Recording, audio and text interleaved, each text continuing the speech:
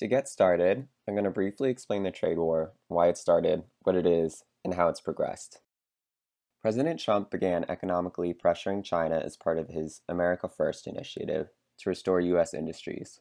As part of this, Trump wanted to change from a multilateral, free trade agreement with China to a bilateral trade agreement. Specifically, he wanted to increase access to the Chinese market for U.S. companies, rectify China's intellectual property practices, and reduce the US China trade deficit. China has several practices that limit foreign access to its domestic market. Foreign companies need to go through an extensive screening process before entering the Chinese market. The Chinese government strictly regulates foreign investment, specifically in petrochemicals.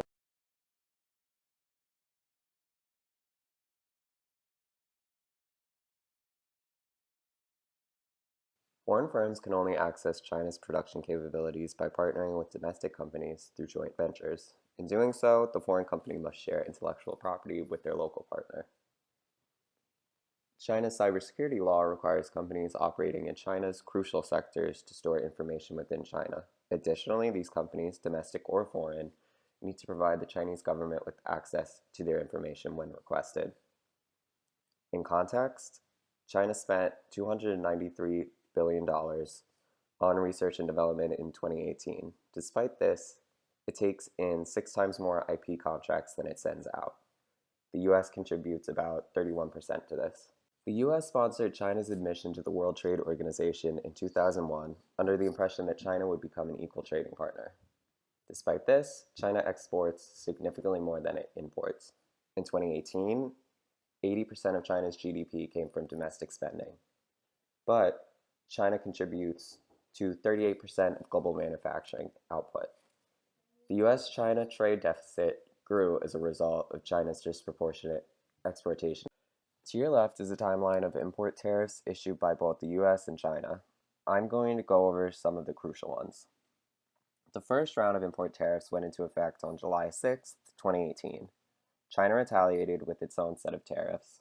This quickly escalated until about September 24, 2018, when tariffs on Chinese imports covered $200 billion US dollars. Another noteworthy date was May 15, 2019. This is when the US government blacklisted Huawei under the suspicion that it was stealing US information and covertly selling it to the Iranian government. After being added to the entity list, Huawei could no longer obtain crucial components from US suppliers, such as Intel and Google, without government approval. January 15, 2020 marks the signing of the Phase 1 deal. It went into effect on February 14th.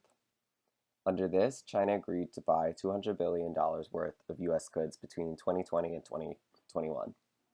It also required China to reduce barriers to agricultural trade with the US, establish standards for IP infringement, remove limitations to China's financial services sector. But the Phase 1 deal also includes a clause that allows either government to withdraw from the agreement if obligations are not met and a remedial action can't be decided. The US will maintain 25% tariffs on $250 billion worth of Chinese components and 7.5% tariff on $120 billion worth of consumer goods.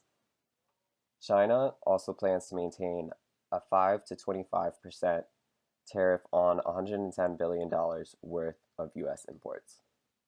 So the trade war has affected many companies around the world.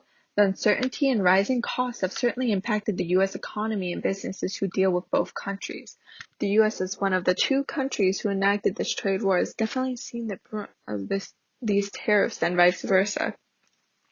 So some of the impacts the U.S. economy has faced are things like job loss, GDP loss, and the loss of profit. If you look at the quote by Heather Long on the bottom, it really gives a quick summary of some of these effects. And so to go into more details, Moody Analytics estimated that 300,000 jobs and 0.3% of real GDP were lost, while Bloomberg Economics estimates that by the end of this year, the U.S. economy will have lost almost $316 billion. You can see that on the table to the right, the fluctuations in stock prices due to the different events in the trade war. U.S. companies are projected to lose $1.7 trillion from their stock prices. They have also faced higher costs, which can result in the loss of sales because they are less competitive. Another is that government subsidies have increased to help certain industries with the tariffs and drops in demand, such as agriculture. The agricultural industry was hard hit by the loss of China's markets and tariffs, resulting in an uptick of farm bankruptcies. The government has offered almost $45 billion in subsidies and is estimated that 49% of this industry's income will come through government aid. The implementation of tariffs between these two countries has also led to a decline in U.S. exports and Chinese imports. There was a decline in demand for U.S. products as a result of retaliatory tariffs from other countries, resulting in a $23.1 billion decline in exports. In addition to this, there was also a decline in imports from China in recent years, which you can see on the table to the right. In 2019 alone, there was a 17% drop in manufacturing imports from China, worth about $88 billion. While U.S. imports from China has fallen, their imports from other countries have increased. We can also see a diversion of trade away from these main players of the trade war. The U.S. is trading less with China, and so they've had to increase trade with alternative countries, causing their trade deficit to decrease with China, but to increase with these other nations. Another is that companies are diverting their products to another country so they can ship it from this third country and avoid the label from China or the U.S. and avoid these tariffs. Some U.S. businesses are also contemplating shifting their supply chain operations depending on what industry they are a part of. Those that have been more highly impacted and can find alternatives for their business have been looking into diversifying their supply chain away from China. The uncertainty of doing business has also caused businesses to lose faith, which is shown on the chart to the right. This is an indication that investment into businesses may decrease and may cause GDP to contract. To best understand the entire trade war, one must also consider the perspective of the People's Republic of China. China continues to lead the world in global manufacturing output, in addition to being the leader of exports in major industries like tech and semiconductor supplies, as well as textile and apparel. A great example of China's dominance in manufacturing can be seen in the factories operated by Apple suppliers. China is home to 357 factories operated by Apple's top 200 suppliers. Meanwhile, the US hosts only 63. However, China has started shaking up major supply chains even before the start of the trade war. As a nation, they have been slowly changing their approach to global manufacturing to increase automation, innovation, and efficiency, while also increasing the minimum wage of their employees. Thus, China sees the trade war as an attempt by the US to curb the continual rise of China as a global economic power as a response to the changing economic goals of the country. The trade war serves a large initial blow to the Chinese economy. In 2018, we saw Hong Kong's Hang Seng Index fall more than 13%, and the Shanghai Composite fall about 25%. Compared to only a 6% dip of the Dow Jones Industrial Average. But all three indices ticked positive early in 2019, and we start seeing the true impact on the economy at that time. In November of 2019, the United Nations Conference on Trade Development had approximated a 25% total export loss for China. This figure equates to about 35 billion US dollars just in the first half of 2019. The blow to the economy can be attributed to several key factors, the first of which being a general shift in manufacturing and production demands in relation to China and the trade war. We see a steady rise of labor costs in China, mainly caused by the combination of imposed tariffs and the rise in minimum wage. Although the companies that are importing goods from China are getting hit with the initial tariff cost, it is very common that this added cost gets pushed down the supply chain and the manufacturers end up taking the loss. This economic environment with rising labor costs that is also constantly being threatened to become more hostile by the trade war makes it very enticing for companies to shift their supply chains to avoid tariff costs and smaller profit margins. A 2019 survey done by the American Chambers of Commerce in China and Shanghai showed that 40% of their respondents are considering moving or have already moved some manufacturing facilities. Another key factor is directly related to the previous notion of a shift in economic development strategies to raise minimum wage, but also to improve and increase automation of manufacturing. One of the most apparent strategy shifts is seen in the apparel and textile industry. To simplify, we can generalize apparel as finished clothing goods and textile as manufactured materials or fabrics that are used in the production of apparel. Although China has stayed dominant in the global exports of both textiles and apparel, we see a slow shift from higher apparel exports to higher textile exports. In other words, China began exporting less finished clothes and is exporting more fabrics. There is more automation in the production of textiles, and most companies that sell clothing goods to the US market are looking for apparel, not textile, since apparel production and manufacturing is too costly in the US for most companies. With the added tariffs from the trade war and keeping politics in mind, it actually benefits China to export more textiles to other countries outside of the US, who then produce apparel that gets bought by companies who sell to the US market. The clothing companies can avoid smaller profit margins, while the Chinese manufacturers don't eat the tariff costs and in turn maintain relative control over the industry's supply chain. The global effect of the trade war and the practice of shifting supply chains to different regions creates what is known as trade diversions. Demand for products typically do not change because tariffs are introduced, so other countries have the opportunity to absorb these exports as long as their supply can meet the missed demands. In relation to the previous textile and apparel example, China exporting less apparel gives room for other countries to fill the gap. We can observe a big shift of supply chains towards Southeast Asia as a result of the trade war. Here we can see the economic effect of trade diversions that were a result of the trade war. Of the 35 billion US dollars previously mentioned, 21 billion, or 63% of that, was diverted to other countries. You can see a list on the slide of some of the larger dollar values for countries that increased their total exports. The next slide will show much more detail on global trade diversions that are being mentioned here. However, it is important to note that the remainder of $14 billion worth of exports were either lost or captured by US producers. Here we see a chart from the World Trade Organization, or WTO, who put together calculations of trade diversions in the US market as a response to the trade war. The statistics are from the first semester of 2019, and the values are given in the millions of dollars.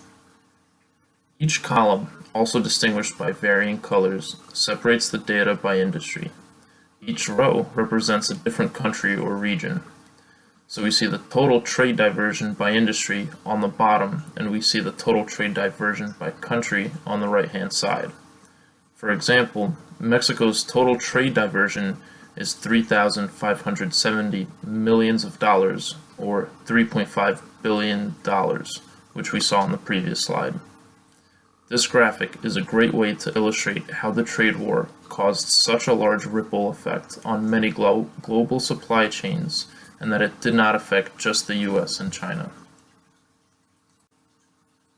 Although other countries may have seen a larger increase in exports immediately from the trade war, Southeast Asian countries are the true winners of the trade war, especially in respect to the apparel and textile industry. We observed the former strategic shift by China to export less apparel and more textile, even prior to the start of the trade war. It's the trade diversion that made the shift happen faster, as companies were looking to save costs. On the right-hand side, we see another graphic from the WTO, which shows Southeast Asian countries' textile import statistics leading into the trade war. It is a general trend that these countries were increasing textile imports and in return increasing apparel exports. This allowed these other nations to grow their part in global markets and increase influence on supply chains, which was only amplified by the trade war and will continue to develop in the future as Chinese labor costs continue to rise. To give you an example of how the trade war is affecting the bottom line, we're going to look at Apple, more specifically the iPhone. Many U.S. companies source their production in China to take advantage of the country's established manufacturing infrastructure and abundance of labor resources. As you can see from Figure 1, telecommunication equipment experienced the greatest amount of tariffs as a result of the trade war. Consequently, import tariffs cover both intermediary components and end products. Figure 2 shows you that Apple sources more than half of its suppliers to China. Additionally, this is where Apple assembles about 90% of its products. Lastly, Figure 3 illustrates the trade war's impact on Apple's profit margin. Import tariffs caused the cost of production to increase, which caused Apple's profit margin to shrink. In addition to increasing Apple's production costs, the trade war caused the company's sales to decrease. The trade war caused China to go into an economic slowdown, which decreased demand for the premium-priced iPhone and increased demand for cheaper domestic alternatives. Figure 4 shows global unit sales of the iPhone from 2007 to 2018. After 2018, Apple stopped releasing the iPhone's unit sales. Leading up to the trade war, Apple's iPhone sales were stagnating as a result of cost-effective brands like Huawei gaining more market share in the international market. From 2018 to 2019, Apple's revenue decreased by 17%. From Q1 of 2019 to Q3 of 2019, Apple sales in China specifically decreased by an additional 25%. Figure 5 shows smartphone market share in China. Huawei holds 38% market share compared to Apple's 6% in that market. Figure 6 shows that Huawei's share of the global smartphone market grew, whereas Apple's decreased. In context, China is Apple's third largest market and the largest smartphone market globally at 886 million users. 6% of 886 million is around 53 million. In 2019, there were roughly 100 million iPhone users in the US alone. According to this, 6% of smartphone users in China equals about half of all iPhone users in the US. So, all else aside, the trade war caused demand for the iPhone in the Chinese market to decrease, reducing the company's sales growth. So the future in the short term, we'll see some changes that occur as a result of this trade war. One is diversion of trade spoke about earlier to avoid the tariffs. Another is a possible decrease in exports from smaller countries to China and US because these tariffs sometimes apply to countries that export to one of these nations as well. And so more vulnerable nations will probably decrease their exports. We will also see an increase in regionalization in the short term. With all these shocks to the global supply chain, a regional-based economy has been looking more attractive in recent years. And to help with shocks and increasing prices to their supply chain, certain industries are working to diversify. The table to the right shows the current state of different industries. Even before the trade war and pandemic, there was already a trend in companies looking elsewhere for their supply chain. So if we look at long-term impacts, we're going to see a shift in China's economy from manufacturing to a more service-oriented economy. China has been working on the shift in recent years, and they also want to set them up to be more self-sustainable and reduce their reliance on U.S. technology. Another long-term impact is that we can see things come back in full circle with Chinese firms looking into offshoring due to increasing prices in their home country. As a result, China's share in global manufacturing is expected to decrease in the long term. So globally, there's expected to be an increase in relocation and diversification of the supply chain. Certain industries have seen more uncertainty and cost due to everything that has been going on, such as the automotive industry, textile, and technology industry, resulting in a higher willingness to shift some of their supply chain elsewhere. This is a trend that is expected to continue happening due to higher labor costs and competitiveness in China. Some industries are not expected to move, like the life sciences and pharmaceuticals companies. Sectors such as the life sciences and pharmaceuticals sector are not expected to move due to being highly reliant on raw materials that China has available. Another reason for increased movement of the supply chain away from China in recent years is growing inconsistencies, such as the increase in the amount of delayed orders, less supply chain reliability, and just wanting a better mitigation plan. This has also led companies to reshoring because They look back to their home countries and see benefits in moving some of their supply chain systems there. Ultimately, changes will be made to create more resilient and diverse supply chains. This trade war was not the first time there has been an unexpected disruption to the supply chain. Big events such as the 2017 Hurricane Harvey disturbed different industries, and so this does not come as a surprise. The visual to the right shows industries that are most exposed to these shocks. Companies often focus on managing shocks they have encountered the most often, but these unanticipated disruptions, such as the one previously listed, have become more frequent in recent years. As a result, companies need to plan their supply chains to be more resilient to all types of shocks. So companies will begin shifting their strategies to incorporate more mitigation measures.